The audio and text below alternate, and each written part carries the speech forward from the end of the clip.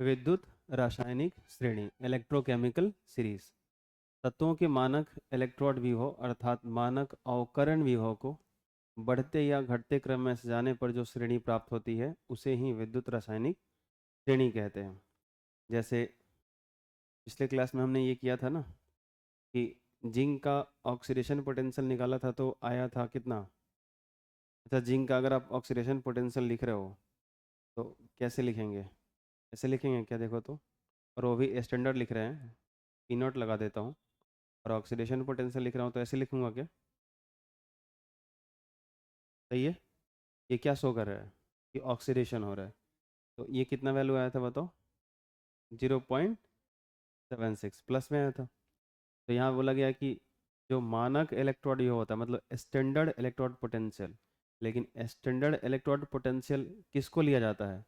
अवकरण विभव को, रिडक्शन पोटेंशियल को। तो इसी को आप ऐसे लिख सकते हो, A not Z N plus two Z N, reverse करके लिखोगे तो ये क्या हो जाएगा? -0.76। तो ऐसे ही अगर किसी का रिडक्शन पोटेंशियल पता चल गया हो तो अच्छी बात है, लेकिन अगर किसी का ऑक्सीडेशन पता चल गया तो उसका भी रिडक्शन निकालो। फिर सबका निकाल के और उसको बढ़ते क्रम में अरेंज कर दो आप, या घटते क्रम में अरेंज कर दो top to bottom.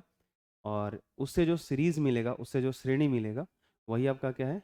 Electrochemical series है, विद्युत रासायनिक श्रेणी। कोई दिक्कत? और यही श्रेणी जो है, यही सीरीज जो है एनसीईआरटी में दिया हुआ है, जिसका पिछले क्लास में जिक्र भी हुआ था। तो इसमें मैंने बोला था कि आपको याद क्या क्या रखना है। जैसे फ्लोरीन का आप याद रख लो यहाँ पे, कि जो फ्लोरीन है वो आपका कितना है? 2.87 है, ये हम लोगों का है। फिर बीच में हम लोगों का हाइड्रोजन आ जाता है। तो हाइड्रोजन का कितना बताया गया था? 0, आईयूपीएसी के थ्रू उसको बोला गया है। और जो इम्पोर्टेंट है वो जैसे आपका यहाँ पे क्या बोलते हैं, कॉपर जब 2 इलेक्ट्रॉन गेन करता है, यहाँ पे देख सकते हो। तो एक चीज़ ध्यान रखना, जब यहाँ पे देखो थोड़ा सा, एक चीज़ में लाइन, आप लोग एनसीईआरटी में थोड़ा सा इसको देखिए, और मैं कहूँगा कि आप इसको रीड करिए, थोड़ा सा समझने का प्रयास कीजिए। तो देखोगे ना कि Cu2+ से जब 2 इलेक्ट्रॉन वो गेन कर रहा है तो यहाँ पे देखो 0.34 है, लेकिन वही कॉपर पे 1+ और वो 1 इलेक्ट्रॉन गेन कर रहा है ना, तो ये भी रिडक्शन है, ये भी रिडक्शन है। तो ये रिडक्शन पोटेंशियल इसका 0.52 है। कितना है? तो 0.52 है। तो ये बात आपको अच्छे से पता है, क्या समझ में आना चाहिए? जब याद करो नंबर ऑफ इलेक्ट्रॉन्स अलग अलग होता था रिएक्शन में, तो ई का जो वैल्यू आता था वो सेम आता था कि अलग अलग आता था? अलग अलग आता था। तो एक ही मेटल के लिए वो अलग अलग हो जाएगा, तो ये ध्यान रखना आप। तो ये सब हम लोग किए हैं, ऐसा नहीं कि नहीं किए हैं। अब हो सकता है वो डिफरेंट टाइप का क्वेश्चन हम लोग किए हों। तो ये होता है, ये सब आप ध्यान रखना। तो इसमें क्लोरीन हो गया, ये सब चीज़ें आप थोड़ा सा डिफरेंस महसूस कर सकते हो क्योंकि आप पहले कर भी चुके हो। हाइड्रोजन का जो है यहाँ पे 0 आपको दिख रहा होगा। फिर मैंने बोला था कि एक जिंक है यहाँ पे, जो इसका रिडक्शन पोटेंशियल -0.76। और ये कैसे निकलेगा इससे भी जिक्र हुआ था, बातचीत हुई थी। और उसके बाद अगर यहाँ पे आ जाओ लास्ट बॉटम में, तो यहाँ पे -3 पॉइंट कितना है, 0.5। तो अगर आपसे पूछा जाए कि सबसे कम रिडक्शन पोटेंशियल किसका होता है, तो लिथियम का होता है। सबसे कम रिडक्शन पोटेंशियल किसका होता है? लिथियम का। और सबसे अधिक रिडक्शन पोटेंशियल किसका होता है? तो फ्लोरीन का। क्लियर? ठीक है। चलो, अब यहाँ पे ये जो इलेक्ट्रोकेमिकल सीरीज है, इससे क्या क्या इन्फॉर्मेशन निकाल सकते हैं, ये हम लोग जैसे कि 1 बाई 1 करके देखेंगे, और इसमें कैसे इसको समझेंगे वो भी इसमें लिखा गया है। हेडिंग लगाया गया है विद्युत रासायनिक श्रेणी की विशेषताएं, कैरेक्टरिस्टिक्स ऑफ इलेक्ट्रोकेमिकल सीरीज। तो इसमें कुछ ऐसे पॉइंट हैं जो आपको समझने में हेल्प करेगा इलेक्ट्रोकेमिकल सीरीज को, और कुछ इसमें उसके कैरेक्टरिस्टिक्स को बताए गए हैं, दोनों शामिल है। तो पहला पॉइंट पढ़ते हैं कि विद्युत रासायनिक श्रेणी को मानक अवकरण विभव स्टैंडर्ड रिडक्शन पोटेंशियल के मान के अनुसार बढ़ते या घटते क्रम में सजाया गया है। अब एनसीईआरटी में देखो तो ऊपर क्या है? 2.87 फ्लोरीन का। और उससे आप नीचे आओगे तो वो बढ़ रहा है कि घट रहा है? घट रहा है। और नीचे आते आते कहाँ आ गया? -3.05। बोलोगे ना तो यहीं पे याद हो जाएगा। तो वो क्या किया गया है? घटते क्रम में। अब किसी बुक में लिथियम को ही ऊपर लिखा हुआ है, तो लिथियम को ऊपर लिखा गया तो ऊपर ही लिखा -3.05। तो फिर वो नीचे आता है तो फ्लोरीन का क्या हो जाएगा? 2.87। तो उसने बढ़ते क्रम में कर दिया। तो कल वो बताया था ना 3 4 वाला जो एग्जाम्पल, तो अब दोनों में से कोई भी तरीका अपनाओ, दोनों ठीक है। आई बात समझ में? तो ऐसा नहीं कि बढ़ते क्रम में सजा दिया तो इलेक्ट्रोकेमिकल सीरीज है और घटते क्रम में सजा दिया तो कुछ और हो गया, नहीं, वो भी इलेक्ट्रोकेमिकल सीरीज है। तो आप बढ़ते या घटते क्रम में दोनों में सजा सकते हो, लेकिन एनसीईआरटी में जो किया गया है उसके हिसाब से अगर हम सोचें और उसको दिमाग में बैठा लें और उसी को लेकर के आगे चलें, तो उसी को लेकर के डेटा हम लोग आगे भी सोचेंगे। तो कैसा है, बढ़ते क्रम में है घटते क्रम में है? ऊपर से नीचे आने पर घटते क्रम में, और उसी चीज़ को नीचे से ऊपर जाएंगे तो बढ़ते क्रम में बोलेंगे। आई बात समझ में? तो ये दिमाग में रखना। आगे, विद्युत रासायनिक श्रेणी को हमेशा हाइड्रोजन के सापेक्ष देखा जाता है। जब भी किसी का इलेक्ट्रोड पोटेंशियल हमसे पूछा जा रहा है, जब भी किसी का मानक इलेक्ट्रोड विभव स्टैंडर्ड इलेक्ट्रोड पोटेंशियल पूछा जा रहा है, जिंक का कितना है, कॉपर का कितना है, सिल्वर का कितना है, क्लोरीन का कितना है, तो वो सबका सब किसके रेस्पेक्ट में पूछा जा रहा है? हाइड्रोजन के रेस्पेक्ट में पूछा जा रहा है। ये बात हो सकता है कि मतलब आपसे मतलब क्या बोला जाए, बार बार जो पूछा जाता है तो वो आदमी ऐसे थोड़ी ना पूछेगा कि बताओ हाइड्रोजन के सापेक्ष में, हाइड्रोजन के सापेक्ष में जैसे कि जिंक का स्टैंडर्ड इलेक्ट्रोड पोटेंशियल बताओ, ऐसा नहीं पूछेगा आपसे। वो सीधे पूछेगा जिंक का स्टैंडर्ड इलेक्ट्रोड पोटेंशियल बताओ। तो इसका मतलब वही है कि वो किसके रेस्पेक्ट में पूछ रहा है? हाइड्रोजन के रेस्पेक्ट में पूछ रहा है। आप मुझे बताओ, मैं आपसे बोलूँ कि आपका मास कितना है, तब क्या बोलते हो? जैसे ही तराजू पे चढ़ गए आपने बता दिया सर मेरा मास 50 kg है। तो आप ये बात कभी सोचते हो कि आप किसके रेस्पेक्ट में बता रहे हो? नहीं सोचते हो, लेकिन आप किस चीज़ के रेस्पेक्ट में बता रहे हो आपको पता होना चाहिए। तो आपने डिफाइन करा है कि 1 kg कोई चीज़ होती है, तो 1 kg कुछ होता है और उस 1 kg से 50 गुना आपका मास है, तो उसके रेस्पेक्ट में 1 kg जो होता है उसके रेस्पेक्ट में आप बता रहे हो कि आप उसके 50 टाइम्स हो, 50 गुना हो। लेकिन जो पूछता है उसको भी ये बात अंडरस्टूड है, वो भी समझता है इस बात को और आप भी समझते हो, तो ये बीच में गैप हो जाता है। ये बात समझ में आ रही है? मैंने आपसे पूछा कि आपकी हाइट कितनी है, आपने बोला 5 फीट। कैसे 5 फीट, समझाओ मेरे को। मैं पूछूं कैसे 5 फीट, तो फिर बहस खड़ा होगा, फिर ये बात सामने आएगी कि 5 फीट कैसे, तो फिर आप बताओगे कि सर ये 1 फीट होता है और इससे 5 गुना मेरा हाइट है, तो मेरा हाइट हुआ 5 फीट। तो आपको एक रेफरेंस लेते हो, उसके रेस्पेक्ट में किसी चीज़ को डिफाइन करते हो, और हर चीज़ रिलेटिव ही मेजर किया जाता है, आप कंपेयर करके ही मेजर करते हो। तो ये ध्यान रखना आप। तो विद्युत रासायनिक श्रेणी के जितने भी उसमें एलिमेंट आपको दिखाई दे रहे हैं, जितने भी एलिमेंट का ये रिडक्शन पोटेंशियल उसमें दिखाई दे रहा है आपको, या स्टैंडर्ड इलेक्ट्रोड पोटेंशियल उसमें डाला गया है, वो सब हाइड्रोजन के सापेक्ष में डाले गए हैं। हाइड्रोजन जो हाफ सेल हमने बनाया था ना, हाइड्रोजन गैसेस हाफ सेल, उसके रेस्पेक्ट में फाइंड आउट किया गया और उसी के रेस्पेक्ट में हमको देखना भी है। तो ये अंडरस्टूड रहता है, लेकिन फिर भी एक बार यहाँ मेंशन किया मैंने ताकि आप इसको ध्यान में रखना। हाइड्रोजन के ऊपर स्थित तत्वों का देखो ध्यान से, एनसीईआरटी के रेस्पेक्ट में लिखा गया है तो उसी के रेस्पेक्ट में देखना, नहीं तो फिर ये लिथियम जिस दिन ऊपर गया उसके हिसाब से स्टेटमेंट गलत हो जाएगा। क्या लिखा गया? हाइड्रोजन के ऊपर स्थित तत्वों का अवकरण भी हो, रिडक्शन पोटेंशियल धनात्मक, और ऊपर तो पॉजिटिव है, लेकिन जिसने लिथियम से शुरू शुरू किया होगा उसका, वो तो हाइड्रोजन से ऊपर निगेटिव हो जाएगा। तो इसलिए कह रहा हूँ कि एनसीईआरटी में जो लिखा है उसके हिसाब से ये लाइन ठीक है। ये बात समझ आई? ठीक है। तो हाइड्रोजन के ऊपर स्थित तत्वों का अवकरण विभव धनात्मक तथा नीचे स्थित तत्वों का अवकरण विभव ऋणात्मक होता है। बात समझ में आई? होता है मतलब क्या होता है? होता है कि मतलब उसमें है, इसलिए ऐसा लिखा गया है। समझ में आ रही बात?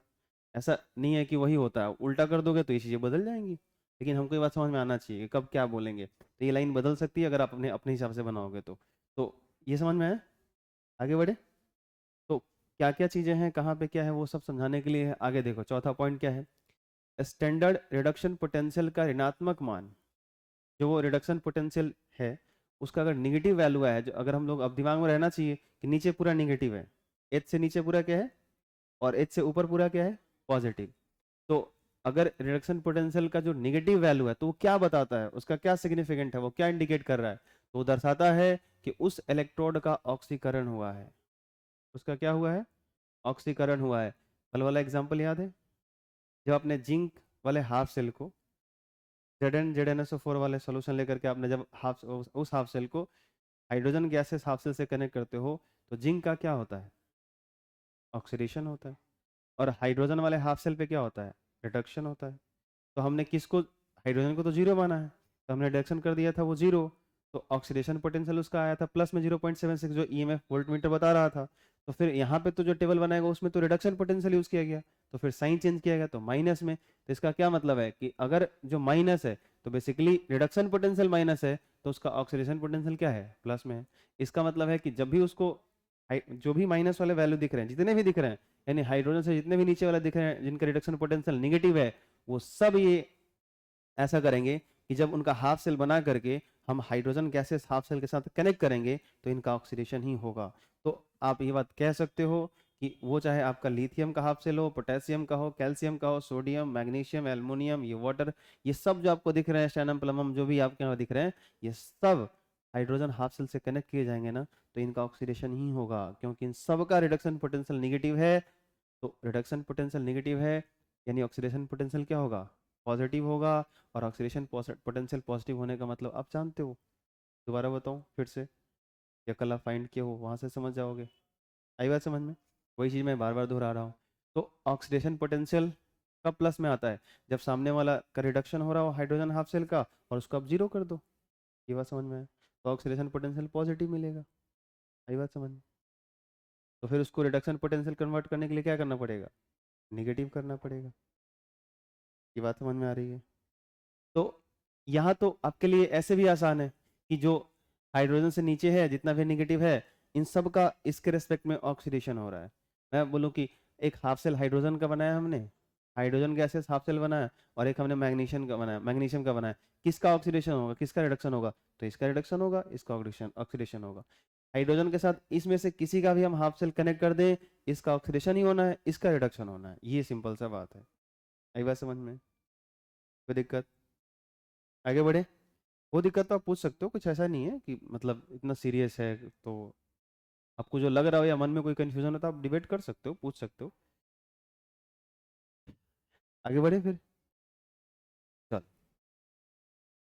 तो अगला पॉइंट पे आ जाते हैं, पांचवा पॉइंट पर हो, स्टैंडर्ड रिडक्शन पोटेंशियल। ये जो स्टैंडर्ड है ना, इसको आप चाहो तो हटा भी सकते हो, अंडरस्टूड ये भी हो जाता है बोलते बोलते, क्योंकि हम यहाँ पे स्टैंडर्ड की ही बात करते हैं। जो टेबल बनाया गया है वो क्या है, स्टैंडर्ड ही है। तो यहाँ पे मैं ना भी बोलूँ तो चलेगा। तो रिडक्शन पोटेंशियल का धनात्मक मान वो क्या बताएगा, रिडक्शन पोटेंशियल का धनात्मक मान यह दर्शाता है कि उस इलेक्ट्रोड का क्या हुआ है, अवकरण हुआ है। आप खुद ही सोचो कि आप निकाले कहाँ से थे, ई नॉट सेल बराबर ई ऑक्सीडेशन प्लस ई रिडक्शन, ऐसे निकालते हो ना, बोलो हाँ या ना। तो ई नॉट सेल बराबर E naught oxidation plus E naught reduction ऐसा निकाल रहे हो आप। तो ये पॉजिटिव वैल्यू आपको यहाँ पे मिल रहा है, जैसे कॉपर के केस में ही ले लो 0.34। तो अगर ये पॉजिटिव मिल रहा है और आपने कॉपर को क्या किया है कि हाइड्रोजन हाफ सेल से कनेक्ट किया है, तो उसका अगर क्या बोलते हैं, ये हाइड्रोजन हाफ सेल पे क्या हो रहा है, ऑक्सीडेशन, और कॉपर पे क्या हो रहा है, रिडक्शन। हाइड्रोजन हाफ सेल पे क्या हुआ था, बोलो, ऑक्सीडेशन, और कॉपर वाले हाफ सेल पे क्या हुआ था, रिडक्शन। तो कौन सा जीरो होगा, ये वाला टर्म जीरो होगा, ये वाला टर्म जीरो होगा। यहाँ पे ये वाला जीरो हुआ था, याद है आपको। तो ये वाला जो पॉजिटिव वैल्यू है वो क्या हो गया, उसका रिडक्शन हाफ, ये रिडक्शन पोटेंशियल हो गया। तो जब रिडक्शन पोटेंशियल मिल ही गया तो फिर से इसको निगेटिव करने की जरूरत है क्या, नहीं है ना। ये बात समझ में है, तो इसको निगेटिव करने की जरूरत ही नहीं है। तो इसका क्या मतलब है कि जिसका रिडक्शन पोटेंशियल आपको पॉजिटिव मिल रहा है, इसका मतलब वो हाइड्रोजन के रेस्पेक्ट में क्या हो रहा है, वहाँ पे रिडक्शन हो रहा है। तो हाइड्रोजन हाफ सेल में क्या हो रहा होगा, ऑक्सीडेशन हो रहा होगा, सिंपल। तो जितने के भी पॉजिटिव डेटा हैं, यानी ये वाले, ये सब पॉजिटिव में मतलब हाइड्रोजन से जो ऊपर आपको दिख रहे हैं, इन सब का हाइड्रोजन हाफ सेल के रिस्पेक्ट में क्या होता है, रिडक्शन होता है, और नीचे वाले का ऑक्सीडेशन होता है। तो ये आप ध्यान रखोगे। अगला पॉइंट देखो, जब कोई तत्व इलेक्ट्रॉन त्यागता है तो इसके द्वारा इलेक्ट्रॉन त्यागने की क्षमता अवकरण क्षमता कहलाती है। मतलब समझाता हूँ, इलेक्ट्रॉन त्यागने की क्षमता ऑक्सीकरण क्षमता नहीं कहलाएगी, अवकरण क्षमता कहलाएगी। बात समझना, जैसे Zn है और इसने क्या किया, दो इलेक्ट्रॉन को लूज कर दिया, तो Zn2 प्लस और ये दो इलेक्ट्रॉन में गया है ऐसे। तो ये जब जिंक इलेक्ट्रॉन को लूज करेगा, लॉस करेगा, तो इसका क्या होगा, ऑक्सीडेशन। लेकिन ये इलेक्ट्रॉन किसी के पास जाएगा तो उसका क्या होगा, रिडक्शन। तो इसका हुआ, इसका कौन सा पावर ये डिफाइन होगा, ऑक्सीडाइजिंग पावर या रिड्यूसिंग पावर? ये दूसरे को क्या कर रहा है, रिड्यूस कर रहा है या ऑक्सीडाइज कर रहा है?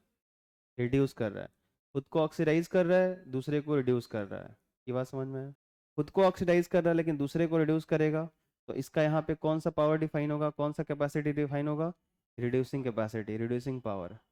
आई बात समझ में? कि कितना इसके अंदर कैपेसिटी है, कितना अंदर टेंडेंसी है कि अपने इलेक्ट्रॉन को लूज करके दूसरे को रिड्यूस कर दे, क्योंकि इसका इलेक्ट्रॉन दूसरे को जाएगा तो वो रिड्यूस होगा, इसका ऑक्सीडेशन होगा। आई बात समझ में? और जब कोई तत्व इलेक्ट्रॉन को ग्रहण करता है तो उसके द्वारा इलेक्ट्रॉन ग्रहण करने की क्षमता ऑक्सीकरण क्षमता कहलाती है। क्योंकि जो कोई इलेक्ट्रॉन लेगा, जैसे यहाँ पे मान लो कि जैसे कॉपर है, तो वो इस इलेक्ट्रॉन को ले अगर Cu2+ है और ये इलेक्ट्रॉन को ग्रहण कर ले, तो अगर ये इलेक्ट्रॉन को ग्रहण कर लेता है Cu2+, तो एक तरह से कह सकते हो कि ये इसको रिड्यूस कर रहा है, तो ये Cu2+ जिंक को क्या करने में हेल्प कर रहा है, ऑक्सीडाइज करने में। इसका ऑक्सीडेशन हो रहा है, इसका ऑक्सीकरण हो रहा है। तो इसका ऑक्सीडेशन किसकी वजह से हो रहा है, इसकी वजह से हो रहा है। ये बात समझ में आ रहा है? तो इसका मैं पावर की बात करूंगा तो कौन सा पावर बोलूंगा, ऑक्सीडाइजिंग पावर या रिड्यूसिंग पावर? Oxidizing power. ये खुद को रिड्यूस कर रहा है, इलेक्ट्रॉन लेके अपना रिडक्शन करवा रहा है। तो खुद को रिड्यूस कर रहा है लेकिन दूसरे को क्या कर रहा है? यही बात समझ में? अपना पावर अपने पर ही नहीं अप्लाई होता है, दूसरे को आप कितना वर्क करते हो, जहाँ दूसरे पे कितना वर्क करते हो, वो आपका पावर, उससे पावर डिसाइड होता है। ध्यान रखना। तो ये जो है सो कि इसका इलेक्ट्रॉन ले रहा है, तो ले करके इसको ऑक्सीडाइज करने की कितनी क्षमता है इसके पास, तो इसकी ऑक्सीडाइजिंग पावर कहलाएगी। और ये इलेक्ट्रॉन लूज करके इसको रिड्यूस कर रहा है, इलेक्ट्रॉन दे करके इसका अवकरण करा रहा है, तो इसका अवकरण क्षमता डिफाइन होगा। तो इसका रिड्यूसिंग पावर और इसका ऑक्सीडाइजिंग पावर। ये बात समझ में आया? तो आप यहाँ पे कह भी सकते हो कि ये बात यहाँ पे क्यों मेंशन किया गया, ये इसलिए कहा गया कि अगला जो टर्म देखोगे ना तो एक चीज दिखाई देगा कि जो वो इलेक्ट्रोकेमिकल सीरीज है ना, उसमें जो इलेक्ट्रोड पोटेंशियल दिया गया है वो ऊपर से नीचे कैसा है, घटते क्रम में।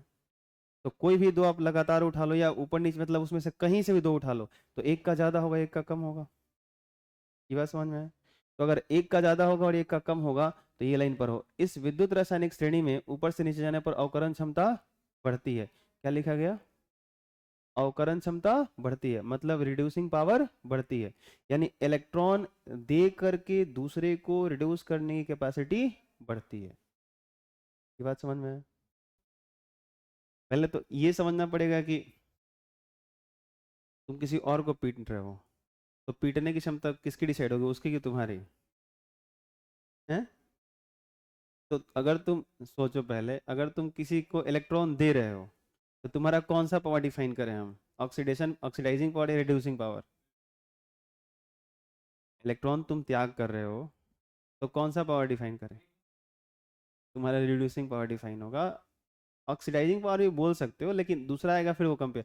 अगर तुम किसी को इलेक्ट्रॉन दे रहे हो, समझो बात, किसी एक एलिमेंट का ऑक्सीडाइजिंग पावर भी बोल सकते हो, रिड्यूसिंग पावर भी बोल सकते हो, लेकिन ऐसे सोचो कि अब दो चीज़ है, एक ए है और एक बी है, तो ये इसको इलेक्ट्रॉन दे दिया, तो फिर मान लो ए इलेक्ट्रॉन दे रहा है बी को, तो इसका ऑक्सीडेशन हुआ, इसका अवकरण हुआ, तो यही रिएक्शन हो रहा है। अब मैं ये थोड़ी कह रहा हूँ कि बी ए को भी दे रहा है, अगर ऐसा होगा तो फिर तो रिएक्शन ही नहीं होगा, इधर दिए इसको इधर दिए इसको, फिर चल रहा है वो आपस में घोर मटा, ऐसा तो होगा नहीं।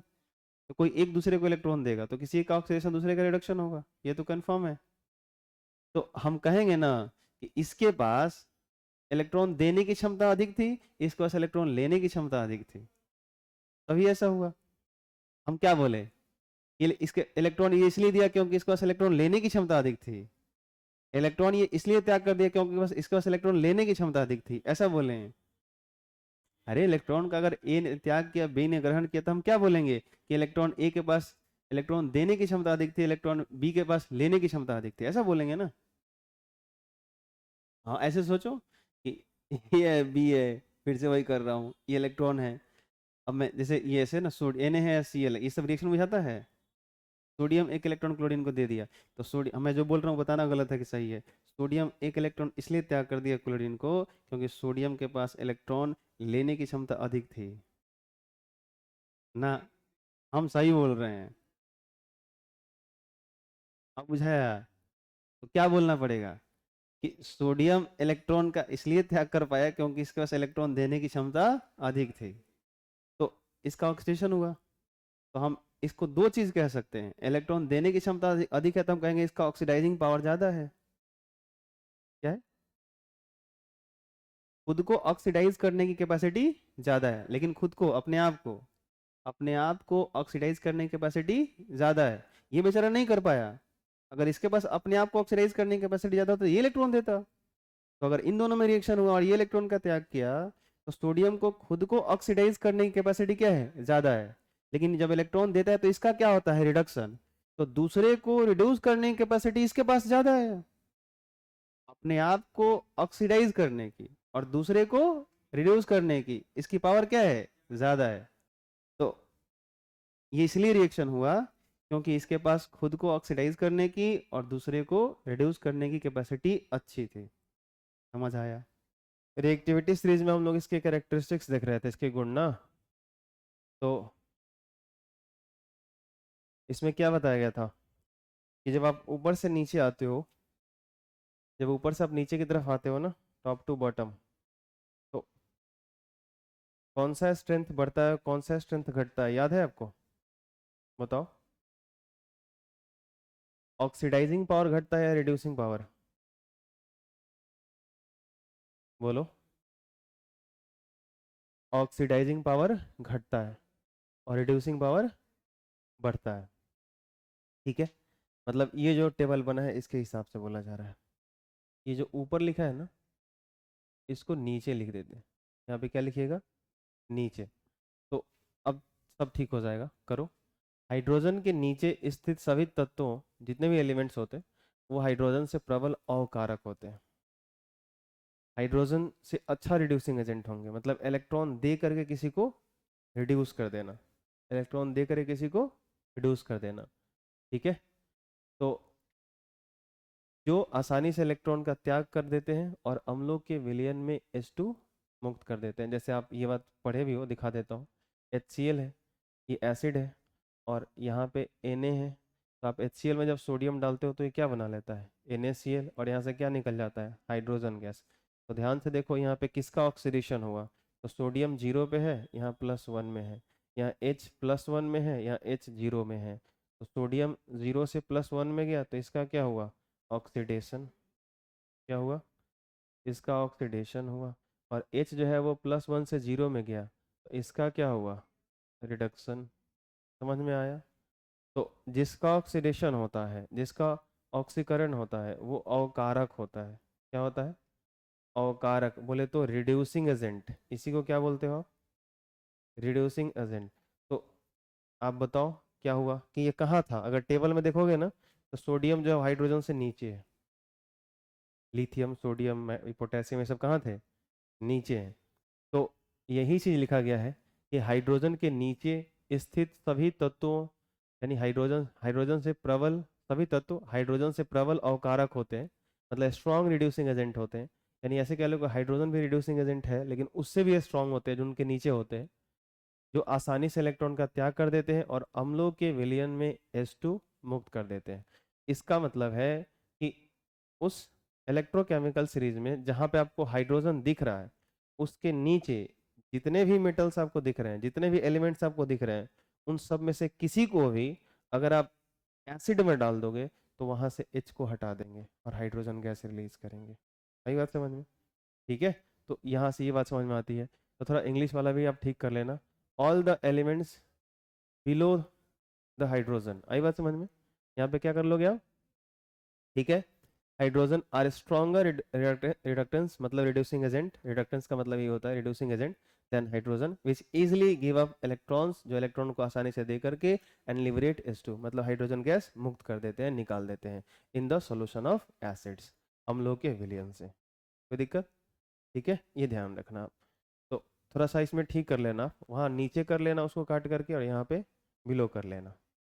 अगला जो पॉइंट है वो क्या है? विद्युत रासायनिक श्रेणी की सहायता से, विद्युत रासायनिक श्रेणी की सहायता से रेडॉक्स अभिक्रिया घटित होने या न होने का पता चल जाता है, पता लगाया जाता है। सही बात है, रेडॉक्स रिएक्शन होगा या नहीं होगा इसका आप पता लगा सकते हो कि जैसो कि क्या बोलते हैं, इलेक्ट्रोकेमिकल सीरीज से। इससे मैं एक क्वेश्चन भी कराता हूँ, अभी देख लेंगे हम लोग। और एक और पॉइंट है जो इसी से रिलेटेड है कि विद्युत रासायनिक श्रेणी की सहायता से विद्युत रासायनिक सेल बनाते समय उचित कैथोड तथा एनोड का चयन कर पाते हैं। हम लोग किसको कैथोड लेंगे किसको एनोड लेंगे इलेक्ट्रोकेमिकल सीरीज से डिसाइड कर सकते हैं। और आपको पता है कि जब भी एक इलेक्ट्रोकेमिकल सेल हम बनाते हैं या गैल्वेनिक सेल बनाते हैं तो उस पूरे कंप्लीट सेल के अंदर एक सेल रिएक्शन होता है जिसमें दो हाफ सेल होते हैं, एक में ऑक्सीडेशन होता है एक में रिडक्शन होता है। और दोनों हाफ रिएक्शन को लिख करके जब हम ऐड करते हैं तो कंप्लीट हमें एक सेल रिएक्शन मिलता है। और ये बोला गया था कि जो कंप्लीट एक सेल रिएक्शन होता है वो एक रेडॉक्स रिएक्शन होता है।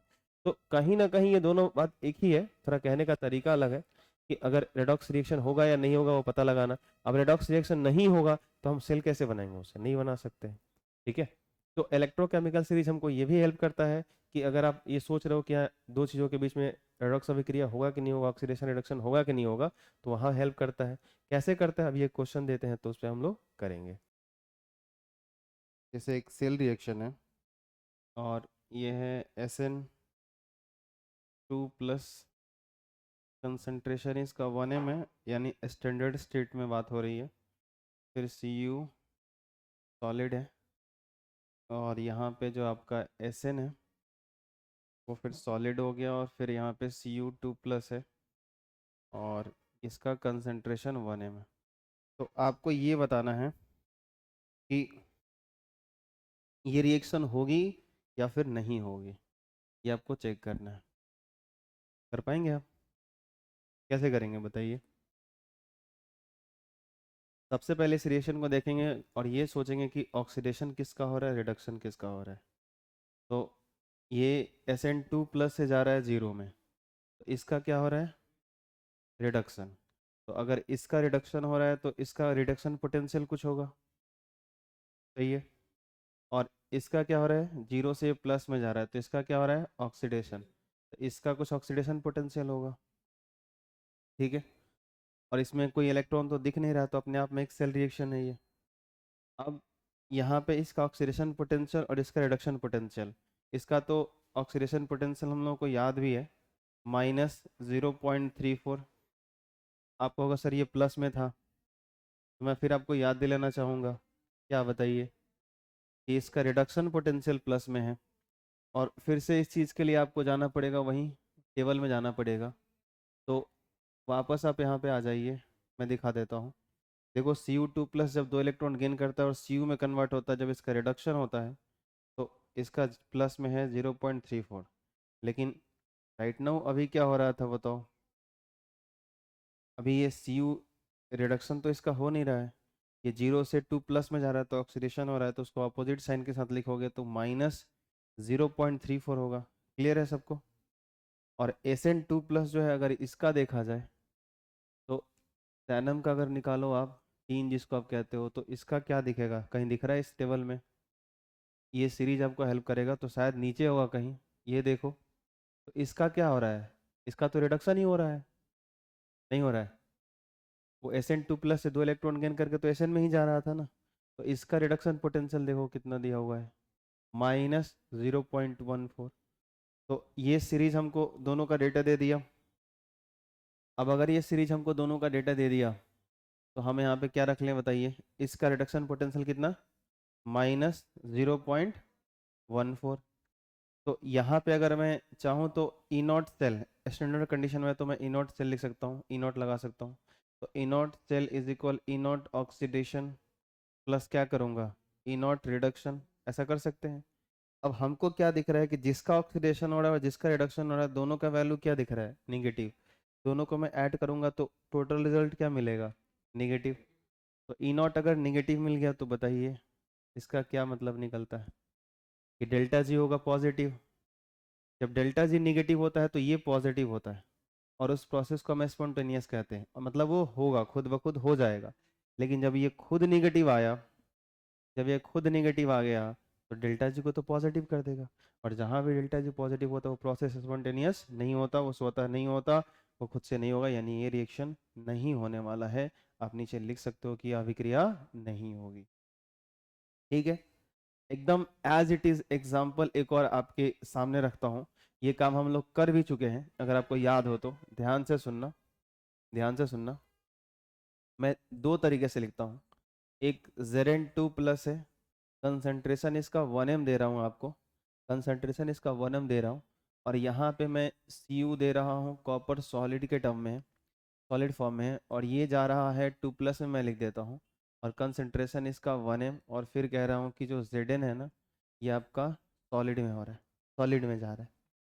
तो अब मैं आपसे पूछूं कि ये जो रिएक्शन मैंने लिखा ये पॉसिबल है कि नहीं, ये रेडॉक्स रिएक्शन देखने में तो लग रहा है कि रेडॉक्स रिएक्शन है ये, क्योंकि +2 से 0 में जा रहा है, एक 0 से प्लस में जा रहा है, तो ऐसा लग रहा है कि ये इलेक्ट्रॉन लूज कर रहा है, इलेक्ट्रॉन गेन कर रहा है, तो ऑक्सीडेशन हो रहा है, रिडक्शन हो रहा है। लेकिन ये होगा या नहीं होगा, तो फिर वैसे ही सोचो कि ऑक्सीडेशन किसका हो रहा है, कॉपर का, तो इसका ऑक्सीडेशन पोटेंशियल डिफाइन होगा, इसका रिडक्शन हो रहा है तो इसका रिडक्शन पोटेंशियल डिफाइन होगा।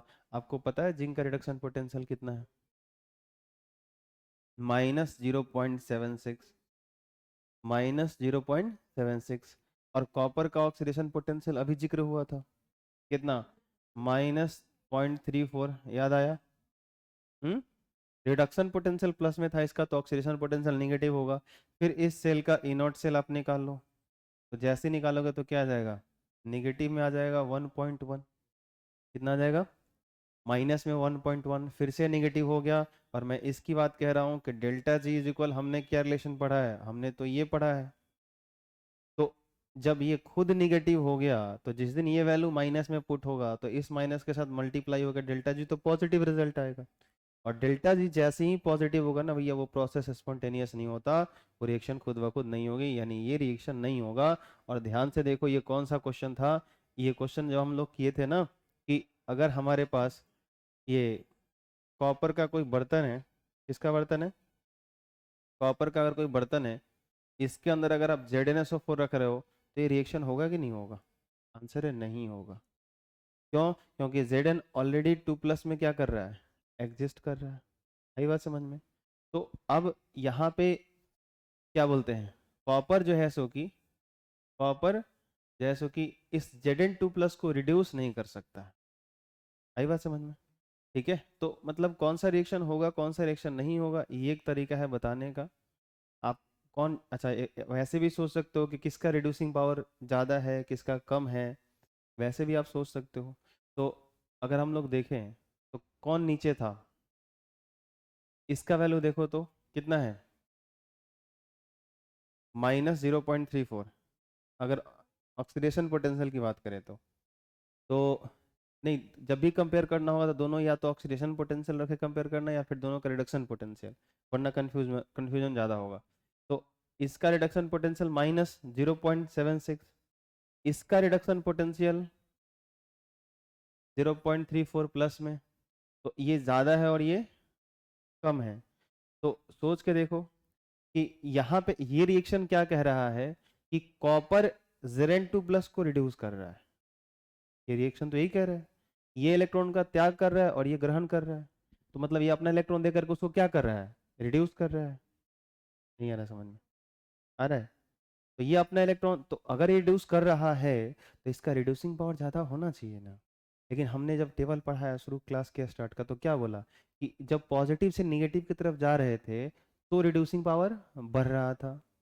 तो जिंक तो नीचे है, निगेटिव वैल्यू दिख भी रहा होगा आपको, इसका निगेटिव वैल्यू इसका पॉजिटिव वैल्यू, रिड्यूसिंग पावर ज़्यादा किसका है, वो तो इसका है। अरे बोलो हाँ या ना। तो रिड्यूसिंग पावर इसका ज़्यादा है, तो ये रिड्यूस करेगा कि ये करेगा, वो करेगा, और ये रिएक्शन कह रहा है कि नहीं ये करेगा। तो यहाँ वैल्यू से भी बता सकते हो कि जैसे कि ये रिड्यूस करेगा ये नहीं करेगा, और ऑलरेडी वो +2 में है। आई बात समझ में? तो इसका मतलब क्या है कि वो किसी को 2 इलेक्ट्रॉन देकर के रिड्यूस कर चुका है। ये बात समझ में आ रही है?